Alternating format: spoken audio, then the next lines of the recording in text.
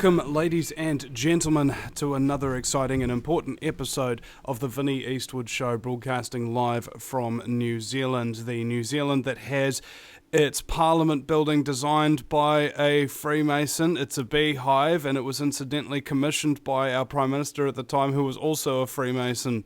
And incidentally, the Parliament building is right next to the country's largest Freemasonic lodge. And people think that the Freemasons don't have any power in this country. They literally built it. Now, doing a little bit of an emergency broadcast here today. I've just gotten a message from James Wright, the preeminent Freemasonic whistleblower of the 33rd degree, and he's going through some real harsh stuff right now. I haven't had the chance to actually read the messages because it was just like, guest cancelled, and I've been rushing around, stuff like that. So, James Wright, welcome to the program. Hey, thanks, Vinny. Now, his website, ladies and gentlemen, that you can find his posts in at are at facebook.com/Occupy Freemasonry. So, James, please go ahead and give us an update.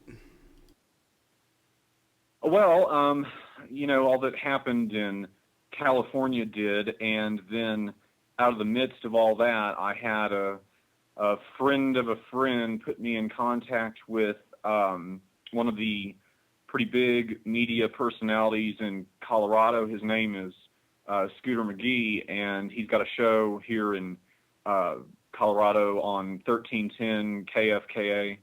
And so I've been doing a month's worth of shows now, and I've really enjoyed my time there at the station, and everything's been going really well with that. Got some good information out. It's really refreshing to meet someone in that position who you see for yourself is completely uncompromised. There's no sort of control, because it's a CBS radio affiliate. So you would imagine that there would be some Masonic infiltration going on and so forth, but not here at this station. They've certainly been flooded with complaints and very intimidating and bullying directives from Freemasons here in Colorado, saying, how dare you put him on?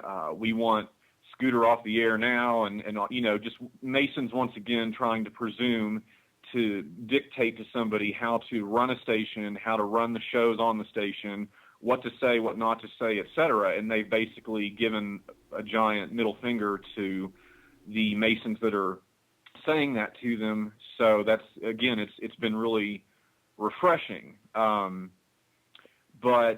the problem is, for me personally, it's to a point now. This stuff is all carried away so far, and make no mistake, Vinny, I wouldn't do it differently if I had it to do over again. I believe in what I'm doing. I believe in getting this message out and everything, but what's going on right at this moment was I was getting ready to fly here in about 2-3 days back up north to be with some cousins that I've lived with before, and we get along really well, and it's a real amicable situation. And I was going to go up and stay with them for about a month because they're actually moving over here in the Rocky Mountain area, I'll say. And I was going to go up, help them pack, and just lay low, chill out, all that. Well, because I've lived with them at the address that they're at before, and because that address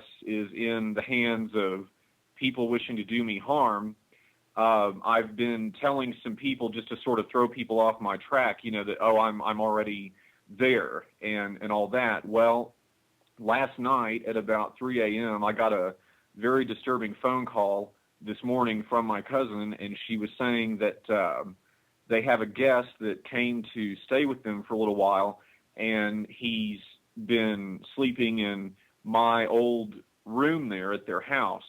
And last night they were all awoken at 3 a.m. because the dogs were going crazy. That's what actually woke them up. And there was a red their guests set up, looking around like what's going on, there was a red laser dot from like a sniper rifle on his chest over his heart region. And so they basically all, flipped out and all this. So my cousin's telling me to not fly up there right now for a month like I was planning on it, because she's scared to death that in so doing I will end up shot in her house.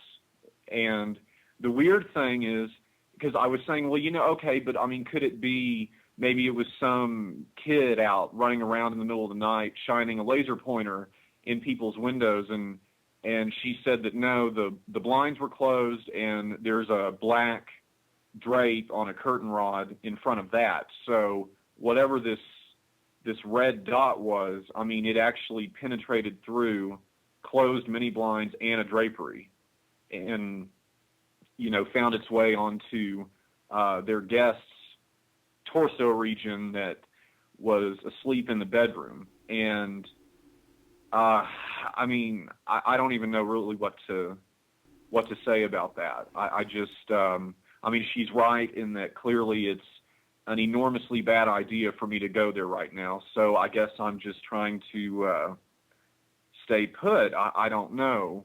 I'm kind of at a loss now as to what to do, because in the meantime, you and I have had some conversations off air about the stuff that's been going on, the revelations I've had about my publisher out there in Hollywood, New Falcon.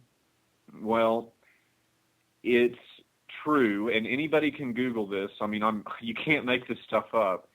I had to find out the hard way in being there, being around them, watching these people who, like serial killers, like to brag about what they do and what they're involved in and all this. New Falcon Publications owns a dummy corporation called the United States Ecclesiastical Society and Seminary, or USESS. The USESS corporation wholly owns the Golden Dawn itself. And I was approached by them. They wanted to give me a bunch of honorary degrees and things in the Golden Dawn. I respectfully declined that, asserting what I've been saying all along since all this started, that no, I'm retired from this kind of stuff. I have no further interest in anything that's occult or whatever. I've got my rosary here, and that's all I need, frankly, when it comes to the supernatural at this point. So, but yeah, it's been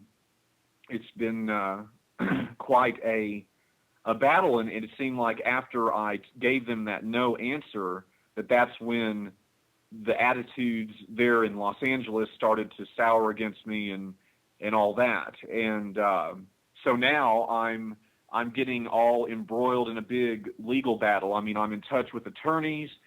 I'm under 3 different contracts with New Falcon for books, and I want them broken. I want nothing to do anymore with this literal satanic overlord Hollywood producer and publisher guy that is the CEO of New Falcon. I don't know. It's like I feel like I either was this some classic cliche story of going out to LA and inadvertently selling my soul to the devil in some contract or whatever. And I mean, it's like I went out of the frying pan into the fire. I thought I was getting away from these type of people, and all I did was run right straight to more of them.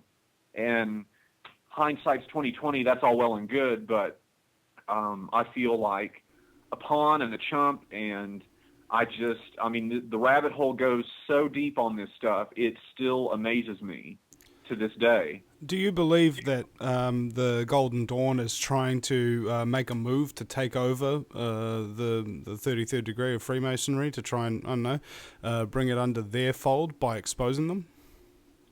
Actually, yes. They came to me and very candidly admitted that when they were trying to get me to sign a merger agreement with a company that back in February I happened to, because of the death of a friend and mentor, I wound up with signatory power on the board of directors of his company.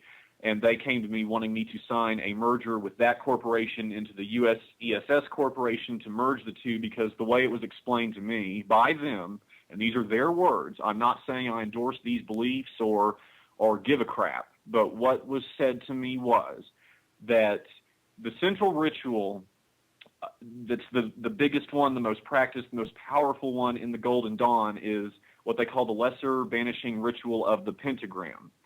They believe that this ritual takes 120 years to complete. It was 120 years ago, back in April, this past April exactly, when the ritual was completed, last begun by S. Lydell McGregor Mathers and Aleister Crowley and all these types. And what it has to do with, again, this is their words, is that they believe that it's now the dawning of the age of Horus, and that the problem in the world with all of these warring factions and secret societies and so forth is that a consolidation is needed, meaning they want to move Masonry and the AA, Golden Dawn, Rosicrucian type stuff, plus half a dozen other miscellaneous ones, and they want to combine it, and they want to come out with this new product. And what they wanted to call it, because right now there's the Hermetic Order of the Golden Dawn and the Thelemic Order of the Golden Dawn, and they wanted to come out with a new one and call it the Masonic Order of the Golden Dawn. They wanted me to write ritual for some of this stuff and everything, and again, I declined to do it, and it seemed to have made the occult community there in Hollywood very, very upset with me. Well, they had big plans, and yeah, if you won't play ball, it seems pretty obvious, doesn't it? Oh, yeah, and so now I'm in this position of being stuck under 3 contracts with this literal satanic publisher. I mean, I'm not kidding you, Vinny. Having met and spent time around the CEO of that place, it reminds me of that guy, the character in the movie The Ninth Gate, that Johnny Depp goes to work for, Boris Balkan, and all of his satanic books and everything. It's that same exact scenario. I mean, it's like art imitates life or something with all that. I don't know. It's pretty crazy, but I mean, and so anybody out there who is listening, I mean, yeah, I cannot say strongly enough, be very wary of New Falcon. There is a reason why they have the publishing rights to Aleister Crowley's books. It was all inherited through estates because these people actually have those direct ties to that family, and it's again this reoccurring theme of bloodlines and the whole 9 yards. It's ridiculously crazy. And it must be driving you freaking nuts at the same time, because like, I see it in your face, man, and it's just, there's so many things coming at you from so many different directions, and the thing is, they're not just coming one at a time, like one from the left, then one from the right, then one from the top, then one from the bottom. It's happening all at the same time. So it's like you're in a cage being prodded from all directions by these freaking demons. Yeah, that's a good way of putting it. I mean, yeah, it's every time I turn around, it's just more of this same occult garbage that I have come to loathe and detest so very much. And it's ridiculous. And as far as the situation here is concerned, it's gotten to a point where I'm having to be escorted around with body armor on and different cars, and coming out of the station from a back door and having to jump in the car and speed away because people are standing out watching. I mean, it's ridiculous. And I mean, it's not going to stop me doing what I'm doing, but at the same time, I'm not going to play games with New Falcon anymore now that I know what they're all about, and I feel like an idiot. You know, I mean, when I signed with this publisher and everything, I was still living in Dallas, so all I knew is what I had heard about it or could Google or whatever. And it took moving there to LA and experiencing all this and them and and seeing what really goes on there to realize, oh, shoot, I've really gone and gotten mixed up with the wrong people now. Indeed. And it doesn't make any sense. You think a publisher is in the business of selling books, not sitting on them. And that's what they're doing. They're sitting on them. They're not wanting to replenish stock at Amazon or at Barnes & Noble or whatever. The Kindle version of the book has now disappeared from Amazon.com, and it doesn't make any sense. They should be wanting to capitalize on the work I'm doing, and they get the majority cut. My publisher gets 93%. I get 7%. So it doesn't. There's another agenda going on out there, because now but we're all worried about what the Masons think, and they're mad and blah blah blah. Well, so. I mean, look, it's like, bro, you're publishing a book that is bad-mouthing Freemasonry, and all of a sudden now you're afraid of what the Masons will think. Why did you publish it in the first place? What did you think was going to happen? We'll be right back. We'll be right back after the break. James Wright, ladies and gentlemen. No matter where you live, globalism affects you. Did you know that the Vinny Eastwood Show has more subscribers than New Zealand Herald TV and is New Zealand's most popular YouTube news channel, where warm-hearted humour and a list of awesome guests talk about crucial issues which the mainstream media ignore? A show where you, the listener, can phone up with questions, comments and suggestions of guests. Vinny is building a hub to connect truthers with raw information they need to become active. He can help you gain further skills such as website building, producing audio and video, and creating revenue streams in your own multimedia environment. Because Vinny supports such a wide range of people in the truth movement, he is not government or corporate backed and relies entirely on your donations. Give now, give generously, or subscribe for $10 a month for access to ad-free video archives. Just visit thevinnyeastwoodshow.com and click donate. Welcome back, ladies and gentlemen, to the Vinny Eastwood Show. There's some really weird stuff that happens whenever you talk about Freemasonry or scumbaggery or the Illuminati or whatever. Suspicious things start to happen.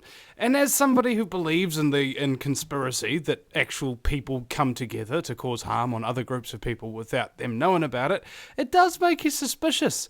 And if your suspicions aren't founded and you keep suspecting anyway, it can drive you frickin' nuts. And that's why you need to have a little bit of a sense of humour about all of this thing. While you've got people trying to assassinate you, like James Wright. This is something that we had a conversation with yourself and a friend of yours. What was that? Was that nearly a week ago, I think, or a while back? And we were just kind of like up late at night, and I was making you two laugh and just having a good old time, because this is kind of what I like to do. If the chips are down, I say you've got to really, really focus quite hard on seeing the lighter side of that genocide, because frickin' heck, man,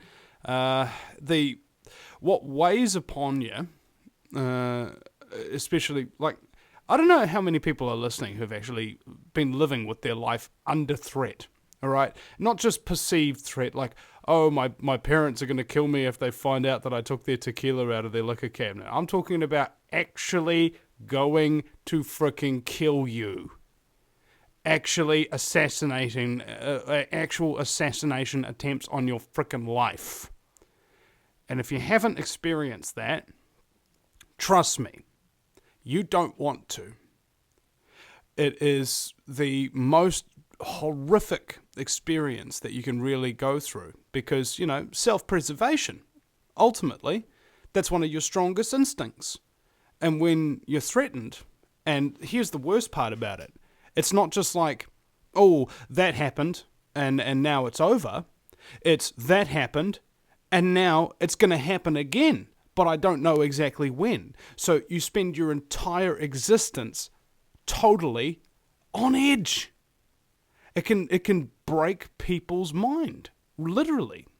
And this is why I applaud James for his efforts and actually really not only just surviving in general, but also managing to keep, for the most part, his sanity amidst all of this because of the enormous trauma and stress that it causes being constantly under endless threat. You know, the rest of us are programmed by mainstream media to feel like we're surrounded by an aura of endless threat and fear and terrorism and so on and so forth. This is very different. This is much worse.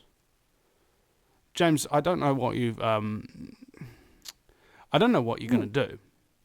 All right, and ultimately what we really need here is, for one, the Freemasons who are contacting you on Facebook or whatever, trying to say, you need to do this and you need to do that and order you around, like, I'm mind-controlled and now I want to control your mind. Just stop, okay? And thank you, Facebook, for that block function, by the way, you beauties. That's quite blessed.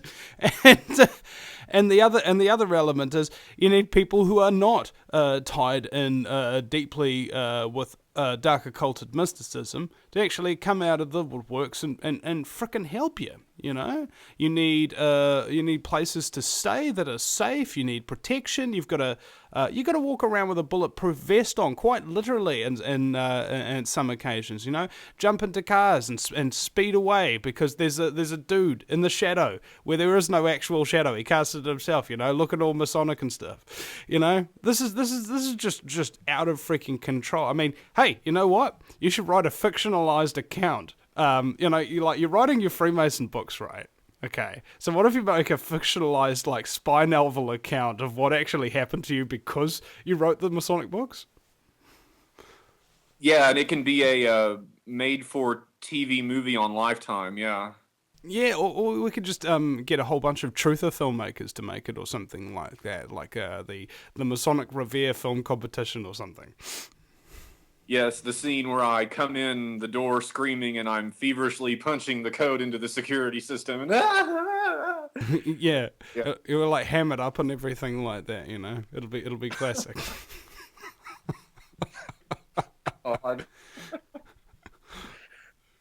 Yeah, it is pretty out of control, I would say. I know they're trying to, like, frighten me into... Well, no, actually, I think the time of that has come and gone. I think we're past scary parlor games at this point. I think they mean business. They've clearly meant business here recently with the things that they've pulled. And, of course, now, you know, I mean, it feels so crappy. I can't even put it into words. The fact I can't even go now to the cousin I love the most and stay there in, you know, it's because there's red dots coming through the window at night for a house guest of theirs, thinking it's some, you know, because it's the room I used to be in at the address I used to live in and all this. It's ridiculous. And I mean, I just I don't know what to do. I've been on the air here in Colorado on KFKA for 3 solid weeks. It's been really great and fun and all that, but I mean, I don't know what's next. I know that I can't go back to Los Angeles right now because everything's so out of control there. I'm not equipped to deal with that. So, I mean, I at least have a tiny bit of a support system here in Colorado, but, you know, then again, just 2 days ago, I was talking to 2 different friends of mine that live in a different city here in Colorado, and they were basically freaking out because, I mean, we've been friends forever.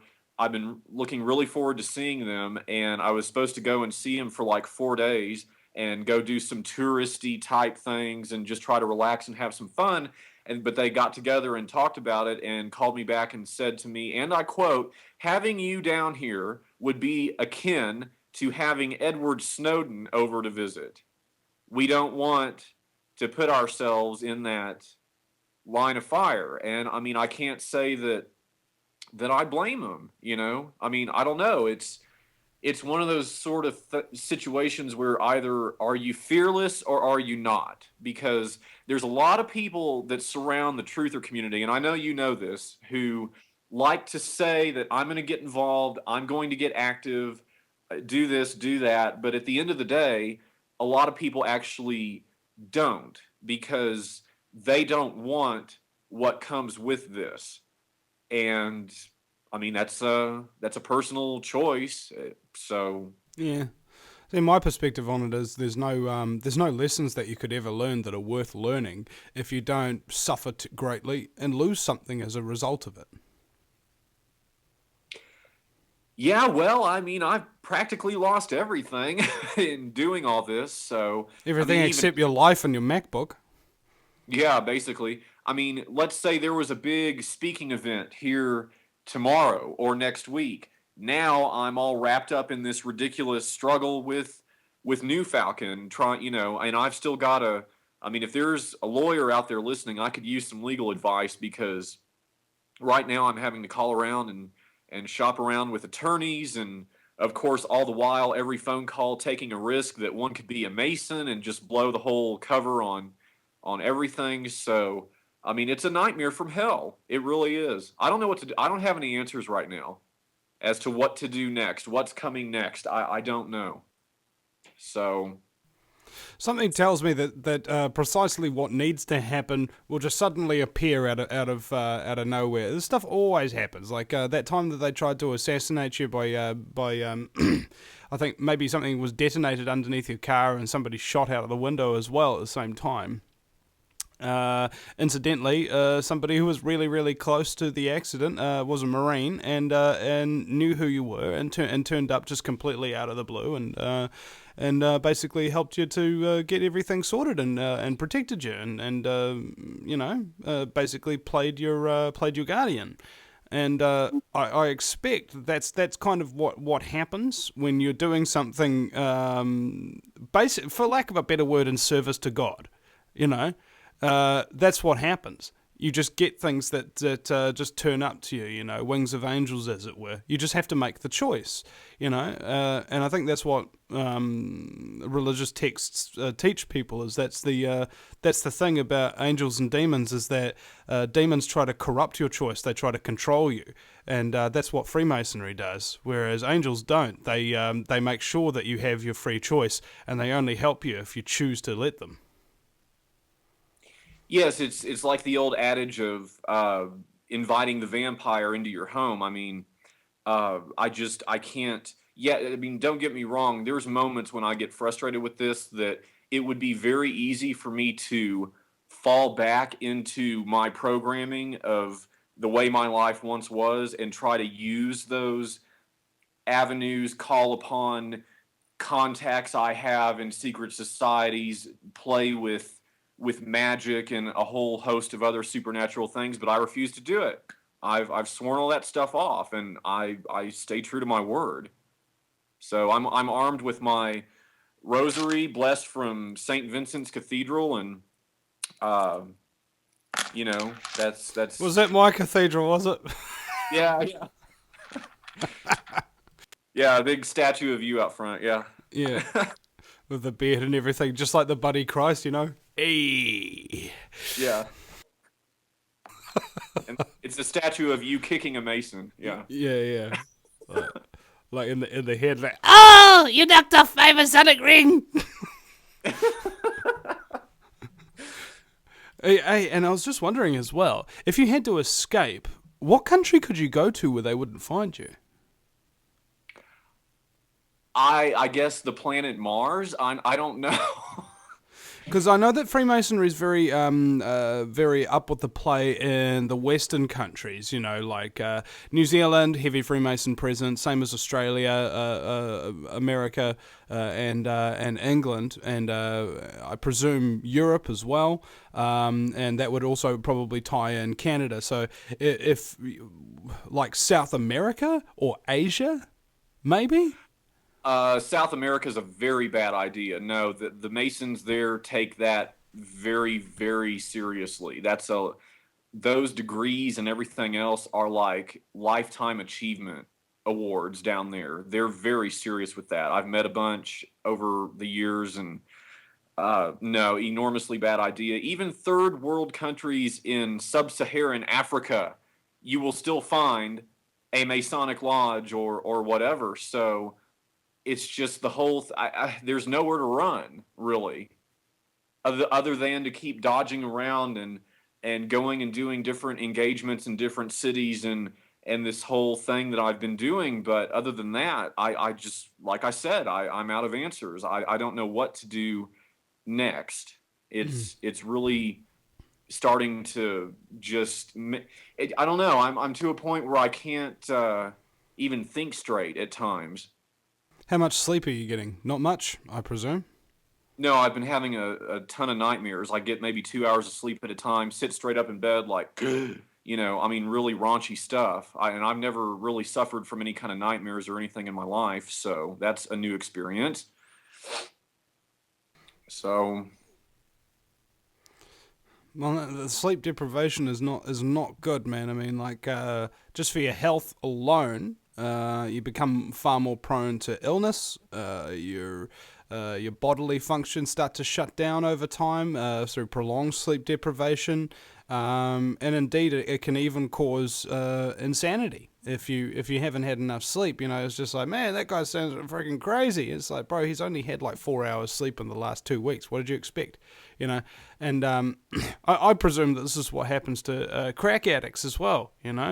Haven't had any sleep for like a month or whatever, and they're wide-eyed and totally crazy and that kind of thing. It's not just the crack, bro. It's the sleep deprivation as well. That kind of stuff. Murder for the brain. Incidentally, you know what the best part about being a crack addict is? What? It's only 6 more sleeps till Christmas. That's a bit of a low blow joke. Sorry about that, ladies and gentlemen. Yeah, maybe at this point I should just like take up a massive heroin addiction or something. I don't know. Oh my God. Yeah. Yeah, and about other countries, I mean, even if there was one that I had, okay, I need to go here. I couldn't at the moment because my passport is expired. I mean, I haven't even had the money to fix that. Everything has been so strange, so thin. It's like, yeah, God has provided and everything, but it's only been that little bit, to get me through whatever the situation was or the moment, whatever. So maybe maybe that's a mentality that you should adopt. And in fact, I was doing that just yesterday, for example. We ran out of soap. And I was like, you know what? I really wish Angela Foreman from the Gourmet Soap Kitchen would send me some more soap. Guess what arrived this morning? 9 bars of soap from the Gourmet Soap Kitchen in Australia. And yesterday I was thinking, you know what? I really need an extra $100 or so just in order to cover the rent this week. Guess what was in my PayPal this morning? $100. And so I've stopped worrying about things, and I know that they'll arrive when they need to. We'll be right back after the break with James Wright. You're listening to the Vinny Eastwood Show. It might be my final segment with James Wright here. Hopefully we'll be having Ben Swan on next segment. If not, James might be able to join us for another hour if you're able, James. Before we get back to it, I just wanted to. I mentioned the Gourmet Soap Kitchen, and if you go to the VinnyEastwoodShow.com, you can click on the Gourmet Soap Kitchen banner. It'll take you to their website. Check this out. For those of you who watch on the webcam and everything like that, this is a soap cake. It's like got little flowers on it, pink frosting, and you actually wash yourself with that stuff. That's really, really cool stuff, man. And it's like, it smells good enough to eat. And I got like a whole bunch of this stuff here that Angela sent me. Like, what was this? This is a sandalwood handmade soap bar. All right, it's freaking ridiculous. It's got these beautiful indentations on it, and it's palm oil free, cold processed soap. Like, if you go to the website www.gourmetsoapkitchen.com, you can get yourself some of this, because this woman, Angela, has decided that her objective is to make the world's best soap. Now, I don't know about you, but I've been washing myself my whole life, and I have never come across anything so freaking awesome as this. I mean, look at this. Chocolate fudge handmade soap, right? It's really quite fantastic, the amount of the range of products. But my favorite one that I've tried is this one, the cinnamon and oat bar. It's like my mate Dan came over. He's a big listener and a supporter of the show. And I'd only just used this bar of soap for the first time. And I was like, Dan bro, seriously, go into the bathroom and wash your face with this soap. And he's like, what? No, and I was like, seriously, bro, go and do it. See what happens. And he goes and he washes his face with a soap. And I don't know what it is about the cinnamon in this, but it's like so refreshing. It actually revitalizes you. If you're like feeling grumpy or feel like crap or something like that, all of a sudden you feel like woo, like uplifted, like you've just ingested some form of a drug. That's how good Angela's frickin' soap bars are. I kid you not. So go to the VinnyEastwoodShow.com. For the love of Norwegian cheese, you can even get yourself a lime and poppy seed bar if you want. And click on that banner for the Gourmet Soap Kitchen. It's a little further down on the thing. Or go to www.gourmetsoapkitchen.com. I just thought I needed to really get a plug in there for Angela because, yeah, been feeling kind of dirty without soap. And my very special guest is James Wright, who deals with filthy Freemasonry and its filthy rituals too. Maybe we should send you some Masonic soap, like done in a black and white checker soap bar. Yeah, like the can of off, except instead of for insects, it's for Masons. Yeah. Yeah. Like it. What exactly would poison a Mason? You know, I guess it would be the same thing that poisons anybody, isn't it? You know, just pesticide or whatever, some Monsanto Roundup Ready soybeans or something like that. Here, Mason, have some Roundup Ready. Give it, yeah. No, just probably holy water and crucifixes, garlic. You mean like have like a pump bottle, you know, or some kind of a squirter bottle, or maybe even just like maybe just a little squirt gun, you know, like a little hand with holy water in it, like in From Dusk Till Dawn. You know, Mason comes up to you and you go, get away from me, and you go, ah! Or like when a cat is misbehaving, yeah. Well, that's what you're supposed to do with cats who are being naughty, innit? I mean, Masons, you're a whole bunch of naughty cats, aren't you? No, I mean, but in either case, actually, what I wanted to do here, just briefly, is I wanted to explain the difference between the 33rd degree of Freemasonry and the rest of Freemasonry. They're pretty much separate, aren't they? Well, yeah, it's a honorary only degree that in most cases you buy it. But in some, you know, if you're dedicated your whole life and you are a really good step and fetch boy, then they'll give it to you. And because a lot of Masons come out, or Masonic supporters, and say that because we're exposing the 33rd degree, we're saying all Masons are evil, all Masons are scum, and so on and so forth. They basically throw the baby out with the bathwater. Do you actually agree with that, or are you actually specifically trying to expose one particular section of Freemasonry that has grown so evil and so powerful that it needs to be exposed now more than ever? Yeah, no, I don't agree with that whole all or nothing, because the fact is, I can't deny that there are a lot of good guys in the brotherhood. Problem is, they're on the lower level. They don't understand, or they do, and they turn the other cheek and don't question authority or whatever to the guys who are up. Because, okay, you just did that show about psychopaths, and it was such a good show. I really related to that, because that's exactly what happens with the order. You get the psychopaths who gravitate toward positions of power, so naturally they go, ooh, Freemasonry, ding, ding, ding, sounds like a good idea to me, and they get in there and they cut throats and backstab and do everything that it takes that's seedy to get to those lofty, exalted positions. So if you're dealing with a higher up in a grand law... Hold on, James, we've lost you there. James, we can't hear you. Okay, we seem to have lost James. He's having a little bit of trouble with his connection there. And James, just speak up as soon as you hear me. Yeah, no? Can you hear me? Yeah, I can hear you now. Your webcam's off, but that's fine. Just go ahead. So as soon as you get into one of those hierarchical structures, sorry, go ahead. anybody and everybody that you're dealing with in those hierarchies, they're absolutely sick and twisted and evil. In every case, I don't care what you think that their public image is when they cut ribbons and shake hands and hand giant novelty checks to orphanages and all that kind of stuff. That's a facade. It is a smoke and mirrors act, because there's just no one good, kind of like all those positions in politics. Nobody good really truly ever makes it to being in charge or whatever, because they don't think the way that a psychopath thinks. And that is the nature of the beast. That is the problem. That is why Freemasonry cannot really be allowed to have its members in any of the...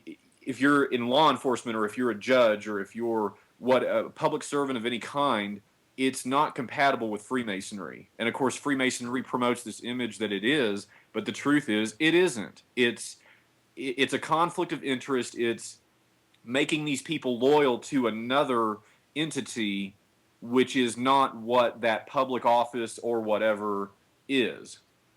So that's the problem. Essentially what you're talking about here is you can't have two conflicting oaths. You either swear an oath to uphold the law, or you swear an oath to serve the Brotherhood of Freemasonry. You can't do both. Is that what you're saying? Absolutely, because you may think you can, you the individual, the Mason, whatever, but there's going to come a time when you're asked to bend the rules and overlook things, sort of like in the cases where you have a pedophile and then the guy is basically brushed off into obscurity, doesn't really experience problems with the law because he's got a Freemasonic brother who's a judge who was trying the case, or the sheriff was a Freemason and threw out some evidence or whatever, and this goes on all the time. Every country, everywhere. It's just Freemasonry. I'm so sick of this argument that it provides on the History Channel or the Discovery Channel that, oh, but we were so wonderful and we helped with the American Revolution and we did this, we did that. Well, yeah, you know what? All that's true, but the question is, and I know you've had this discussion with Frater X as well, that it's what the Scottish Rite has come in the last 120 years and flipped the script and perverted everything into. Now it is corrupt. It is exactly what the nuts with the cardboard signs say about it. It is. There's just no, and there's not yet been a Mason who has come out speaking on behalf of the Brotherhood, who's been willing to provide an intelligent debate as to why this place should be defended, why we should not demonize it, etc. You know what? It's funny when you demonize demons. Don't you find that funny? And then they come out and try to attack you, and this is quite what happens. And bear in mind, of course, if you are a Freemason or you know somebody who's a Freemason, the likelihood is they're probably, as James said, just a good, decent person who has no frickin' clue what's actually really going on at the higher levels. It's not their fault that they got deceived. I mean, after all, people get inducted into the police all the time, believing that the police are supposed to be honest people with integrity who catch criminals, and then they find out later on that actually they're all completely dishonest, and they are the frickin' criminals. We'll be right back after the break. Occupy Freemasonry is the Facebook page, facebook.com/Occupy Freemasonry. Back in a minute. If you take an active interest in maintaining the optimum health and well-being of yourself and your family, the New Zealand Journal of Natural Medicine is the magazine you've been waiting for. Having taken Australia and New Zealand by storm, the New Zealand Journal of Natural Medicine is now available in the UK and Europe. Visit www.nznaturalmed.co.uk or call 01626 337 531 to order your copy now.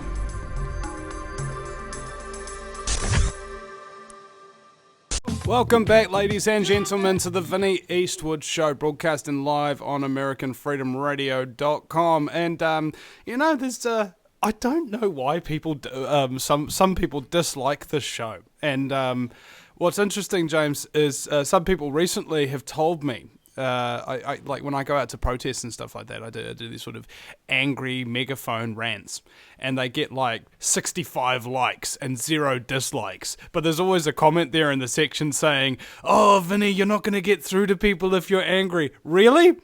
Really? The statistics completely disagree with you, actually. And they're like, learn some psychology. Really? Really? Have you ever heard of trauma-based mind control? That's some psychology for you. If you traumatize people with angry yelling and ranting, it shakes them out of their peaceful, restful slumber and lets them know that there's some actual, real Shiite Muslim going down. And, I mean, look. The human race is being controlled. The human race is being exterminated. The human race is being completely undermined. And you expect people to be calm because that's the only way they're going to come across? Are you freaking retarded?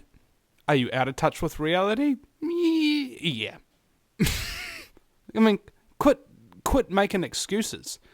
All right? Sure, it might make you uncomfortable, but that's good. You don't learn anything unless you get out of your comfort zone. So I don't like about people, man.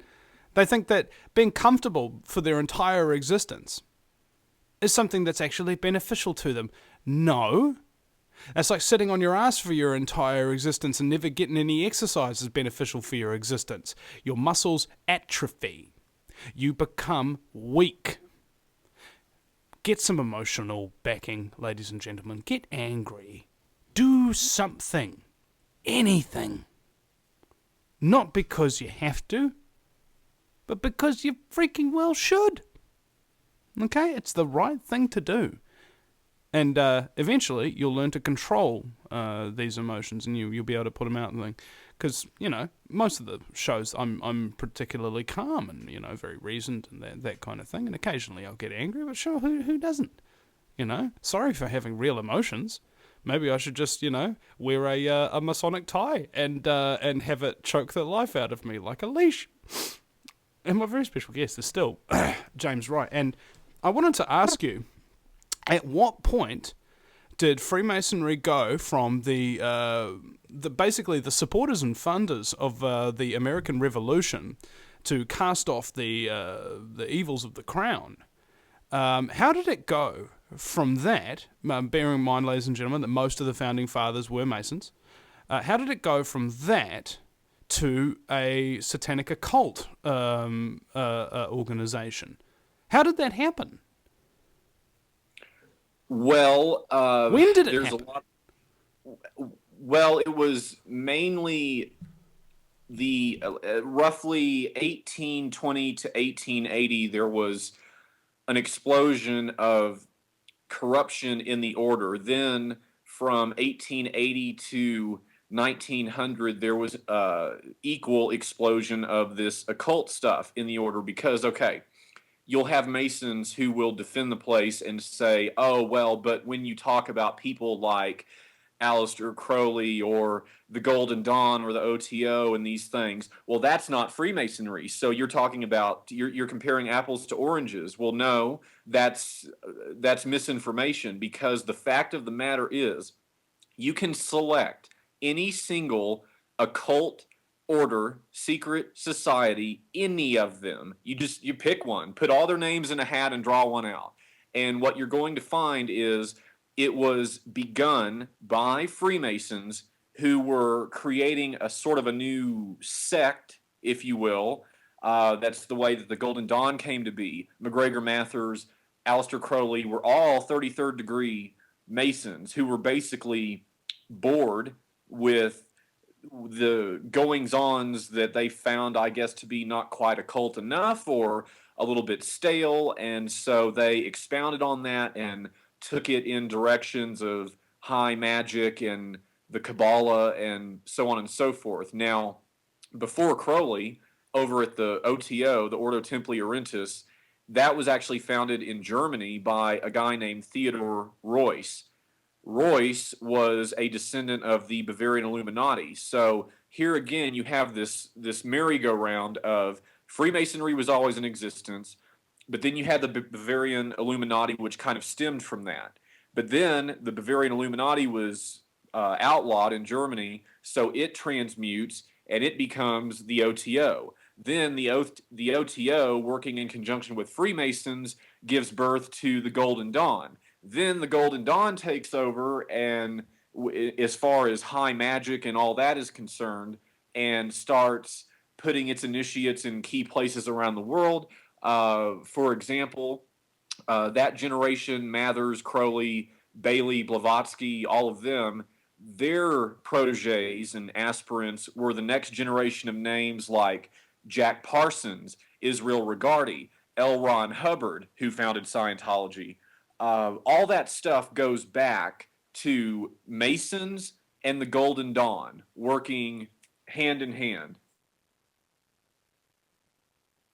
I mean, my analogy that I make is once you get to be a 32nd degree Mason, it's basically the equivalent of stepping through a doorway into a hallway full of doors where these other things come about. And this is why Freemasonry is so favored by these other occult orders and the intelligence communities as well, because they prefer to do their recruiting from there. So CIA people, MI6 people, a lot of them come from that pool. They're picked, they're headhunted from there. This is another reason why Freemasonry's got to go. And there's a vested interest in it not going away because of this power structure. That power structure collapses, the house of cards comes down, then this corruption and everything goes away. So as far as when was that transition made, roughly 1820 to 1880. And that's when suddenly the Scottish Rite comes out of nowhere and seems to be the new boss of everything Freemasonic. I mean, it's really uncanny. But when and where was the Scottish Rite established, and who established it? It was first established in Charleston, South Carolina, by Albert Pike and those types. Pike took a loose set of Masonic degrees that didn't really come from here or there. They were just sort of being traded around on the American frontier for money. You know, a guy comes into a town and decides, you know, okay, I need some money to eat and drink and find lodging and everything else. So he would sell, oh, you know, I got this from a guy who got this from a guy that it came from Europe somewhere. So Pike takes all these degrees and reorganizes them into the 4 through 32, and then the 33rd as well, system that is now known as the Scottish Rite. And that's why they worship him as practically a demigod, because they call him the father of the Scottish Rite for having done all that. And that's when, because at the same time, Freemasonry was also trying to reinvent itself and recover from the Morgan affair and the killing of Joseph Smith and the fallout with the Mormon Church and all that. They'd really almost been run out of business in the mid-1800s, at least in America. And so the Scottish Rite was sort of a Band-Aid, a fix-all or whatever to all of the controversy that was going on at the time. You know, that sounds like in the 70s, communism had a really bad name in New Zealand and around the world. So the people in the Communist Party changed their name to the Progressives. And suddenly people thought that, oh, well, communism's bad, but we can vote for the Progressives. That's completely populated by communists. Is that the same kind of thing?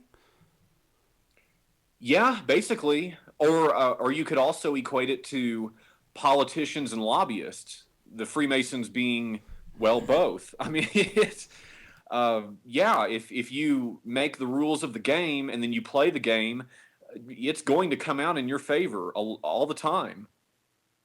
That's the nature of the corruption in it.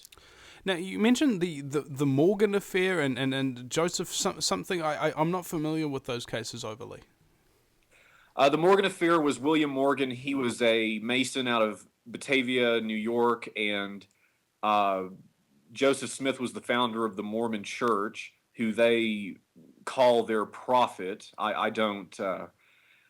That's really neither here nor there. I think Mormons tend to be shiny, happy people, but their religion is a little bit wacky for my taste. In any case, William Morgan and Joseph Smith were the two most famous open, brazen Masonic assassinations of history that created such an outcry that it almost saw their complete undoing in society. And so they basically had to pull back and hide out in private homes and things like that for the remainder of the 1800s until the Scottish Rite reemerges in America, and then the Golden Dawn kind of emerged over in Europe and then spilled over into America. And they've always sort of run parallel. I mean, and I always knew about the Golden Dawn, but then moving to Los Angeles, I got a real big, heavy, too close for comfort dose of it. And its members definitely think of themselves as both Masons and Golden Dawn initiates. That's the otherwise commonly known as Golden Dawn. Dun dun dun. Yeah. What's going on here? And you kind of skirted over this, and I actually wanted to know do you know the actual details of the Morgan affair, like what he did, how they assassinated him, what his life was like up in those final weeks, months, years, that kind of thing? Yeah, I mean, he was going to write a book about Freemasonry, William Morgan. They found out about this before it could even be completed and published and all that. They kidnapped, they had him jailed for bogus charges. And then when he was coming out of the jail, a horse-drawn carriage pulled up in the year 1826, and they kidnapped him off the streets of New York and took him to Fort Niagara, where he was murdered.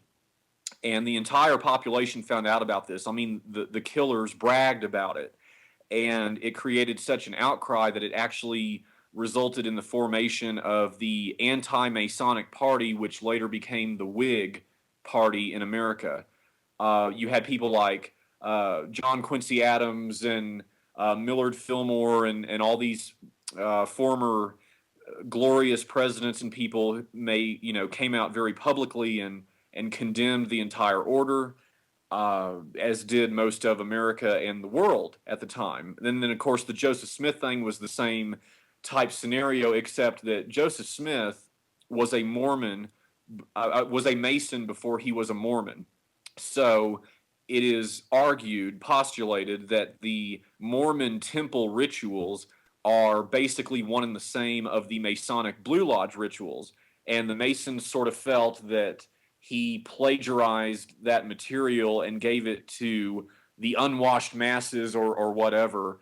And so that sort of sealed his death sentence. They had him thrown in jail, same MO, except they walked into the jail and just shot him at point blank range and said, good night. And those two events together really almost did end Freemasonry. And it spent the last almost 200 years recovering from it. Yeah. Yep. So that's how much damage a couple of insiders can do. You know what the problem is, though, James? They had to be killed before the public stood up and took notice. Yeah, that's, I guess, the way it is with a lot of things. It's very unfortunate, but I mean, it's a matter of people they've got to arrive at a conclusion in their own minds that, okay, that's enough. I don't want to live in a world like this. And so we take action. I mean, I've been out taking action, but I mean, I'm one person. I can only be at so many places and speak. I mean, I do this all the time. I speak and I go to protests and I march just like you do and all this kind of stuff. But so many people are still just either asleep to it or they are awake, but they just, at the end of the day, like I said earlier, they don't want to get involved. And I mean, I don't know. Well, here, let me go grab something real quick. We'll have a little show and tell real quick. And for those of you who are watching on YouTube, you'll be able to see this. Those of you listening on the radio, I'll have to describe what James is showing us as he does it.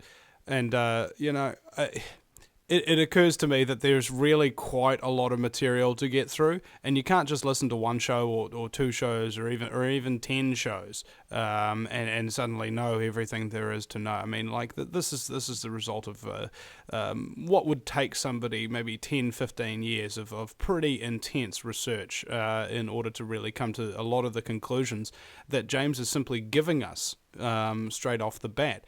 And that's the opposite of the mentality of Freemasonry, where they don't tell you the big secret until you have paid your dues. So anybody listening to this who's questioning it or whatever, you haven't paid your dues yet. You ain't got the background behind you. You're simply jumping to a conclusion that we're laying out for you based upon all of that diligent work. So James, without further ado, you've got a little bit of show and tell for us. Yeah, I mean, just, for anybody that thinks that, because like you and I have talked about many times, we talk about this stuff, and then there's always those trolls that come out afterward, and, yeah. Okay, so to anybody who may have a doubt lingering in their mind as to what my knowledge and my exposure and all this type stuff is, here is a little book. It was not a little book. It's quite thick. Weighs about 40 pounds. It's called The Complete Golden Dawn System of Magic. This is a $400 book. Right here on the inside. We've got about 20 seconds, James. It says, to Brother J, 93, Lon Milo Duquette. Lon Milo Duquette is the Deputy Grandmaster of the OTO. I've known him for a long time. And we'll be right back, ladies and gentlemen, after the break with James Wright. Welcome back, ladies and gentlemen, to the Vinny Eastwood Show. My very special guest, a good friend, is James Wright. Now, you had that big old book there, bro. Who was that? Who was that dude that signed onto it? It was in 1993 that gave it to you. James, are you there? He appears to be frozen there. AFR, can you please hang up on and reconnect James there? We've got a little bit of a problem with these connection issues. He's doing wireless connections at the moment. It seems to be kind of intermittent. I'm sure it's not part of a conspiracy. I say that kind of sarcastically. Alright, so you can turn your webcam back on there, James. Alright, sorry about this, folks. Alright, now you had it. Yep, I've got you. And now you had a book there. I'm not sure if you could hear what I was saying before. Yeah, there we go. The complete collection of the magic of the Golden Dawn, the system of magic. The complete Golden Dawn system of magic. What is it about magic that entices these people so much? Well, I think it has to do with the aspiration to control the world and your environment around you. That's what those forces represent. I mean, and look, I'm not trying to knock on Lon Duquette here or anything. He's a wonderful, sweet guy. I mean, I trust him and all that. The only point I'm trying to illustrate here is I bloody know what I'm talking about. I mean, the reason why I have this book, number 192 of 300 for Brother J, 93, Lon Milo Duquette, is because I have been in this environment for so many years, bumping elbows with all of these elite, occult masterminds that, I mean, if I say, oh, the Freemasons are at a higher level working in tandem with the Golden Dawn, I know what I'm talking about. So I'm just not interested in people attacking me and saying, oh, well, you can't prove that, or you can't. No, yeah, I can. And the only reason I have that book is because it was given to me in Los Angeles because the Golden Dawn, not Lon or any of those people, were trying to convince me to accept some degrees. They wanted to give me my Adeptus Minor degree in the Golden Dawn and all, and I declined. I don't see that as being necessary for my life right now. I think that being involved in these things wrecked my life to begin with, and coming out publicly and blowing the whistle on all of them has certainly not made anything better, but at least I'm on the side of what's right and the truth and the right side of history. So, This reminds me of an experience that I had. I exposed this guy who was a bit of a psychopath down in New Zealand here, and he was tied in really close with the Black Power gang. And, just kind of like living under threat for a couple of months, worried each knock on the door might be a member of this gang coming to get us. And my friend who was in this kind of situation with me, he was offered protection by another gang, but we had to pay them. And without even questioning anything, he suddenly paid this other gang and told me that I had to pay too, because he'd already given them the money. And they didn't give us any protection. In fact, if anything, they started to get really angry with us and started to become a threat to us too. Like the way to protect yourself from a criminal gang is not to go into the arms of another criminal gang. And just like if the people who are trying to attack you and take you out are a occult order, the last thing you want to do is rush into the arms of another occult order. Is that about right? yes, I liken it to, as far as what happened in LA, it reminded me so much of that scene in episode 3 of freaking Star Wars where Palpatine finally reveals himself to Anakin, and Anakin's, kind of taken aback, like, whoa, and, I can feel your anger and all that. I mean, yeah, that's basically what dealing with the CEO of New Falcon Publications was like. It's, I can't, I can't even really put it into proper words other than to say that I was mortified by all this, and I'm thinking, oh great, now I've gone and signed 3 different contracts with these people. What now? And so I declined their honorary degrees of the Golden Dawn. I declined signing that merger agreement with one company that I have the ability to, and the company that owns the Golden Dawn and all this. And they were very, very peeved by my actions, even though it was done calmly, pleasantly, with respect. No, thank you, but that's not what they wanted to hear. And that's when that environment in LA started to turn against me. And we talked about this some off air, but it's been a nightmare from hell.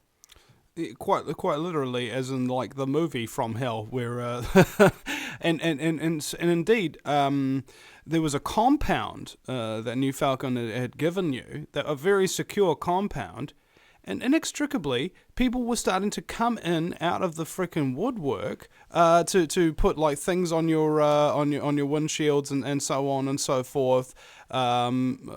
Threats, or there were people coming through the security gates, through the doors, and indeed, like there's no freaking way they could have come in to the secure compound unless the person who had even given you that place to stay in were the one letting them in, giving them their own clicker, giving them the codes. Yes, I mean, that's speculation at this point, but I do get the very strong feeling that New Falcon had a lot of duplicity in the things, the threats, etc., that was going on in LA. I mean, I'm sorry, you can't tell me, okay, we're the Masons, we're looking around Los Angeles for this guy. Well, you're looking around like what, 8 million people, 10 million cars. That would be impossible. So I think they probably did have a tip-off. And to make matters worse, the fact does remain that if something was to have happened to me there, then New Falcon not only stands to become very wealthy from it, but then the Golden Dawn gets what they want too, because they finally get that core issue to demonize Freemasonry with and pull in their business. Because you got to remember, at the end of the day, for these people, these groups, these occult orders, secret societies are businesses that sit on a shelf and they sell very, very well. They make millions and millions of dollars. So it's a very shady, shadowy business interest that's why the Scientologists, if you're anybody and you go near that Scientology Celebrity Center there in Hollywood or anything, they have cameras that take your picture and scan your license plate, and in the office there in the building evaluate whether or not you are any kind of a threat to Scientology, like if you were a reporter or if you whatever the case. And then they either send their guards over and tell you to leave, or they just leave you alone and let you go on your way. But I mean, this is why these groups are so protective of their stuff. And then you get their little troll agents who want to sit there and point fingers and, oh, you're insane. Oh, you're a charlatan. Oh, that's not true. Well, yeah, it is all true. And the only reason those people even believe so much to defend the place is because they've been convinced in their own mind control that they are somehow, when this is all said and done, going to gain from it. They're going to have a lofty seat or a wonderful title or some sort of power in this world that stems from the networking of these orders. And I mean, I've got news for them. They can think again. It's not going to happen. The Sith kill their apprentices, their master, whatever. It doesn't work. It never works out. Show me one Mason that's ever had good intentions that's come up out of this environment on the up and having gained something. There isn't one case in history. So this argument, as far as I'm concerned, is null and void. Yeah, you don't really have anything to gain. It's like there's been many films made when a character makes a deal with the devil, and the devil promises them many wonderful, extravagant things, and they don't actually get any of them. All they get is scumbaggery. Wah, wah, wah. I mean, come on. These are children's fables that adults have forgotten, isn't it? Well, yeah, they allow themselves to become seduced by that dark side. They invite the vampire in, and then it's in. And what can you do? Once upon a time in my life, was no different. I had an office at 500 Harwood Street in Dallas at the Scottish Rite building. I was deeply into all this stuff, and it took such a incredible series of abuses and shocking things that I had to go through for that programming to shatter and break, and for me to take a look around myself and go, oh my God, what am I a part of? What the hell have I gone and let myself become? And so I separated from the environment. I came out publicly, and the rest is history. Well, as was most of the things in your life, that's all history. And you have a look at what happens to whistleblowers. Doesn't matter what they're blowing the whistle on. And I found it very interesting that your cousins compared you to Edward Snowden. Is that, or everything in your entire life just goes away. Your family, your security, your vehicle, your safety, your peace of mind, your ability to sleep, your reputation, everything just whoosh, as if somebody's cut it off with a guillotine. And what I find very interesting, and I want to really address the people who do troll the websites after this. What do you have a conscience? Do you have any empathy at all? Because you have a look at James. He's clearly very, very genuine, going through a lot of suffering right now. And you come out and you attack him and you call him names. What kind of a decent human being does something like that? And the answer is, no kind of decent human being does something like that. Nobody kicks people when they're down if they claim to be good people. I mean, what are you playing at here? And I can't fathom that kind of response, namely because I care about people, particularly when they're in their time of need, as James is right now at this particular moment, and has been for how long has it been since you came out against Freemasonry, James? How long have you been having to deal with this Shiite Muslim? I initially came out against them in right after New Year's, January of 2012. However, I had left and separated from that environment in August of 2011, and I mean, this stuff started right up the day after, the literal day after. I mean, I went out to. Oh no, we seem to have lost James. AFR, can you please reconnect him real quick? By the way, ladies and gentlemen, American Freedom Radio has been doing a lot of work in the in recent times, trying to just keep things going. So James, if you want to turn your webcam back on, we can see you now. Okay. Okay, so it's basically been almost 2 years. I'm sorry. So the day after you left the Masonic Order, what happened? My phone was blowing up, and they were calling me. I mean, I would back down the driveway, and they would call immediately. Where are you going? What are you doing?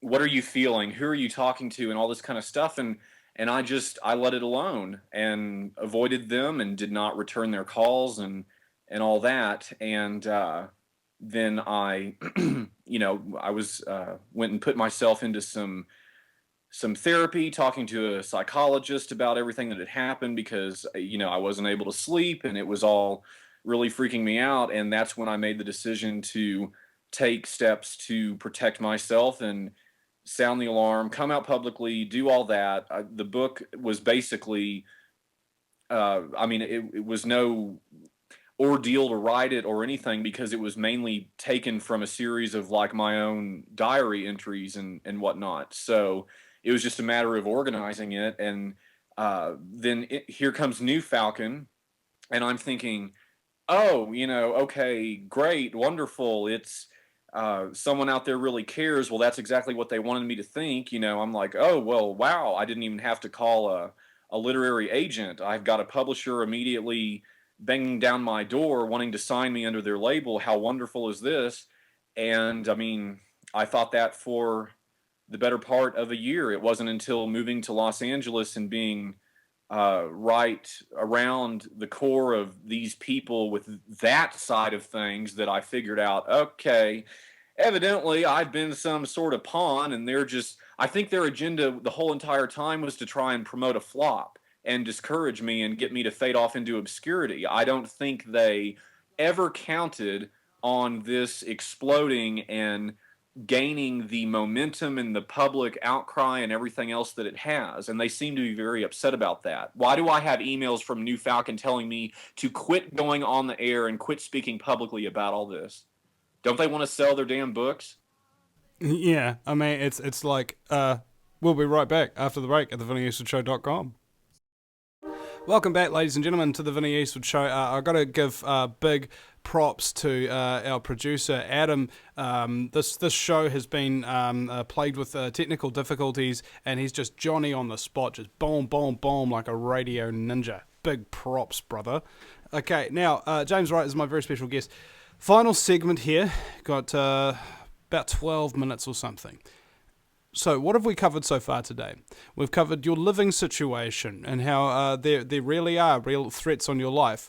We've covered some of the Masonic history and how Freemasonry indeed got corrupted and taken over by the Scottish Rite.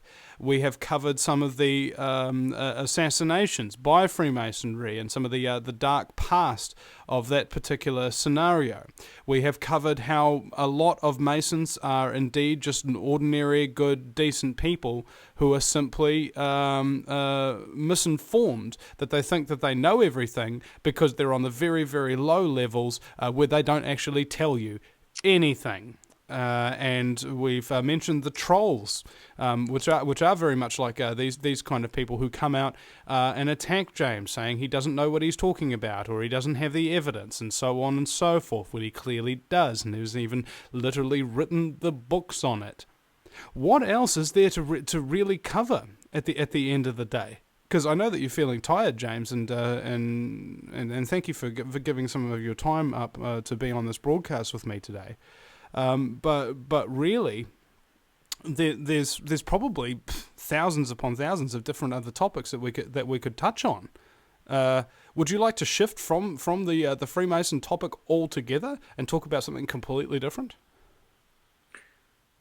I mean, yeah, I guess it's just, I feel it's necessary to note that when we're talking about Freemasonry, we're talking about the larger umbrella octopus entity that is over all of these other things. So when people want to sit and talk about things like Bohemian Grove or Skull and Bones or the Bilderbergers or whatever, well, I mean, that's all real and valid, but we're forgetting that higher organizational mechanism that makes all this possible. So all this disinformation that's out there about focus here, focus there, people need to realize that a lot of that is coming from Masons trying to steer them off the path, off the scent, and protect themselves. I mean, it is a self-preserving organism, Freemasonry, so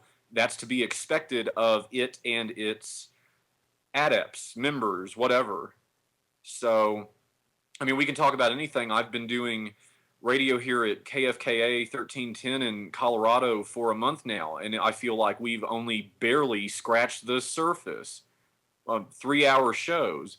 So, I mean, there's always more stuff. It always goes deeper down the rabbit hole. This is how this is. They've set the system up in a manner to where, it's groups within groups, and infiltration is the name of the game. And you might be in this town here and not be dealing with Masonic sheriffs or media or whatever, but then you go to the next town and you probably are. And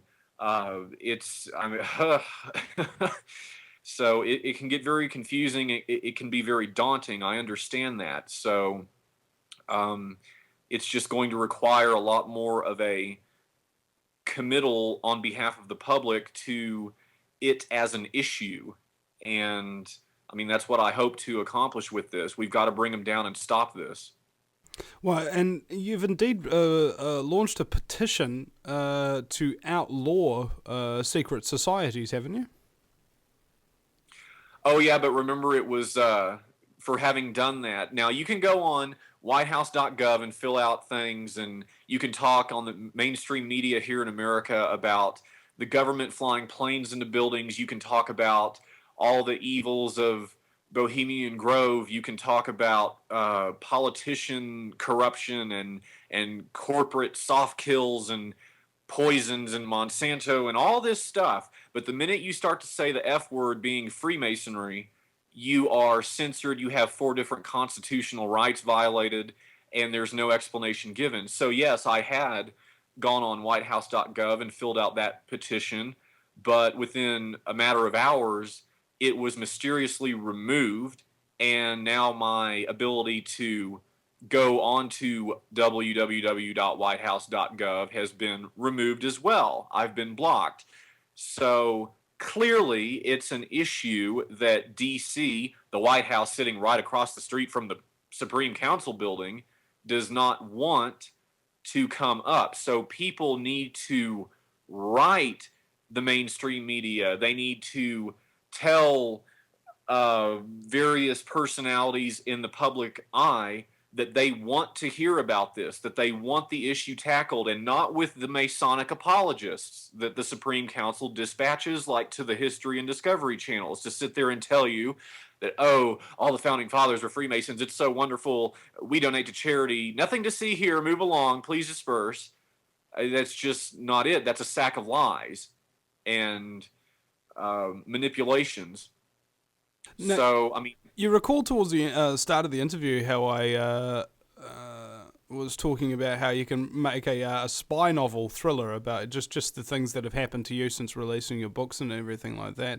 And you mentioned calling it the F word, meaning Freemasonry, and I was thinking that would actually be a great name for the script, the F word, meaning Freemasonry. And yeah.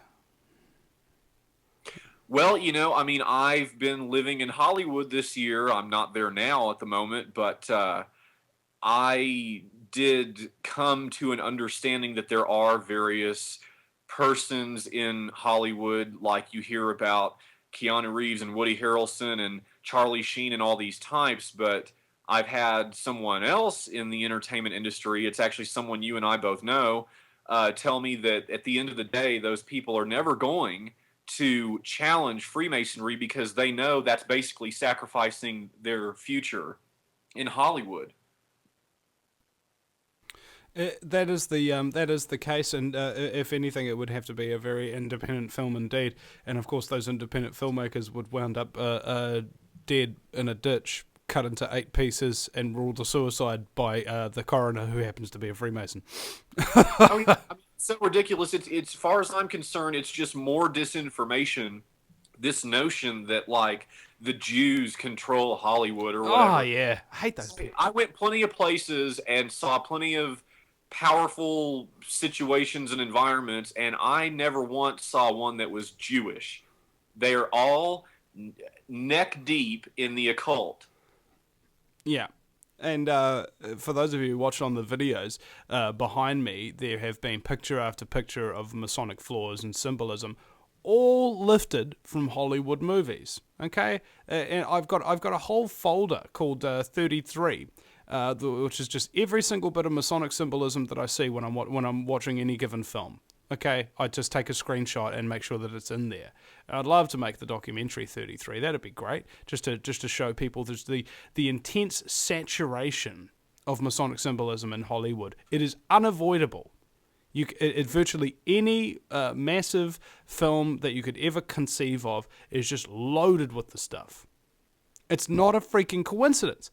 The Jews don't control Hollywood. The Arabs don't control Hollywood. It's the occultists. They love it. I mean, watch even, say, the Green Lantern. When they're taking this little scientist dude into this big underground secret scary-looking bunker to do an alien autopsy, and the woman says to him, this is our first alien contact that we've ever had, despite what the conspiracy theorists will tell you. And then the dude does his little autopsy, and then he passes the information to her on a hard drive, and on the hard drive is stamped with the all-seeing eye of the Illuminati. Okay? They're throwing it in your frickin' face, ladies and gentlemen. Are you naive? You'd have to be, to think that there's no such thing as a Masonic conspiracy. It's everywhere you freaking look. It's like saying that there's nothing wrong with the banking system. Everybody is in debt up to their freaking eyeballs. 80% of Americans are classified as being in poverty right now, virtually. All right? It's not a freaking accident. This all ties into the Illuminati. This all ties into the New World Order. This all ties in to one global system. One global system with one globalized religion, with one global power structure, with one global banking system, one global food regulatory commission, one global health organization, so on and so forth. One world army, which NATO will evolve into. They are taking over the freaking world right in front of your eyes. And you come out and say that James Wright is crazy because he's exposing the structure right at the very center of it that ties all of these things together. James, I just want to say thank you so much for doing what you do. There are few times in history where a man will come out and risk his life, his liberty, his property, and his sacred honor to do right by everybody else, forsaking themselves. Your sacrifice is well noted, at the very least by me, and by many others, I'm sure. That's very touching, Vinny. Thank you. I mean, yeah, that's really the only way to look at it, I guess. And yeah, that's a good note to end on too. If people want to know the name of that controlling force in Hollywood, let's forget calling it what the music videos and everything else do, the Illuminati, and call it by its real, very open public name, the Order of the Silver Star, or Argentum Astrum. Those letters, AA, that ain't Alcoholics Anonymous. It's Order of the Silver Star. All right. Thank you, James, for your contributions today. If you want to contact James, help him. He needs lawyers, he needs protectors, he needs funding, he needs exposure, he needs many, many things. If you are listening to this and you are capable of giving him any of these things that he needs, facebook.com/Occupy Freemasonry. James, thank you very much, and thank you, ladies and gentlemen, for listening. And we'll see you again sometime, provided we don't get assassinated by Freemasons in a black coach. No matter where you live, globalism affects you. Did you know that the Vinny Eastwood Show has more subscribers than New Zealand Herald TV and is New Zealand's most popular YouTube news channel, where warm-hearted humour and a list of awesome guests talk about crucial issues which the mainstream media ignore? A show where you, the listener, can phone up with questions, comments and suggestions of guests. Vinny is building a hub to connect truthers with raw information they need to become active. He can help you gain further skills such as website building, producing audio and video, and creating revenue streams in your own multimedia environment.